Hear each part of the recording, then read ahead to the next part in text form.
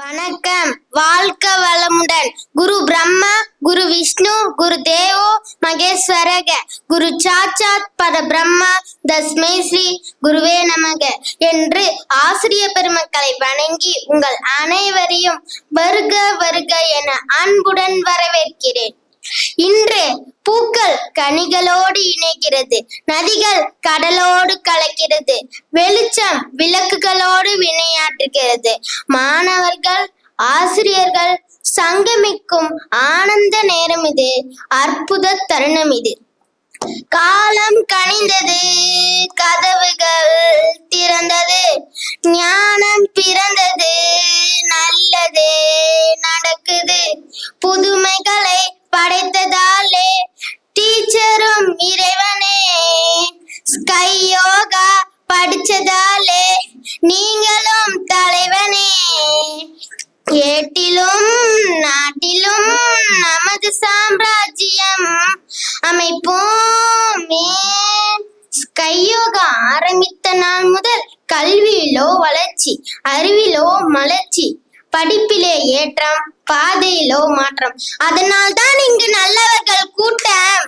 48 வயது, நம் அறிவு திருக்கோயிலுக்கு 48 வயது. சீர் செய்ய வந்தவங்களை வரவேற்கிறேன். அதாவது சந்தித்து சிந்தித்து செயல்பட சீர் செய்ய வந்தவங்களை வரவேற்கிறேன். கல்வி என்பது கடல், அதை கற்றுத்தருபவர்கள் கடவுள்.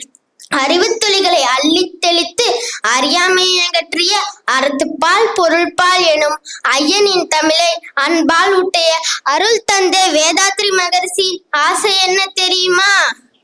உலக அமைதிதான். அதற்கு வேண்டும் தனி மனித அமைதி.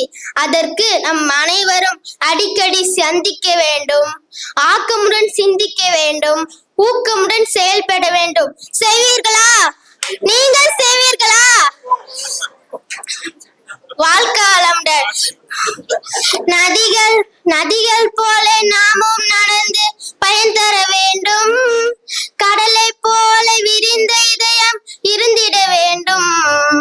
வானை போல பிறருக்காக அழுதிட வேண்டும்.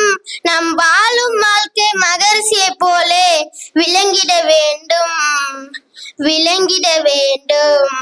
ஐயா நல்லா இருக்கணும், நாடு முன்னேற, இந்த நாட்டில் உள்ள ஏழைகளின் வாழ்வு முன்னேற, என்றும் நல்லவங்க எல்லாரும் உங்க பின்னாலே, நீங்க நினைச்சதெல்லாம் நடக்கும் உங்க கண்ணு முன்னாலே.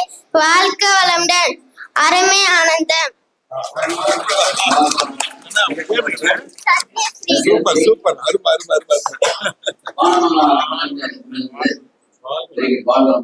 இப்ப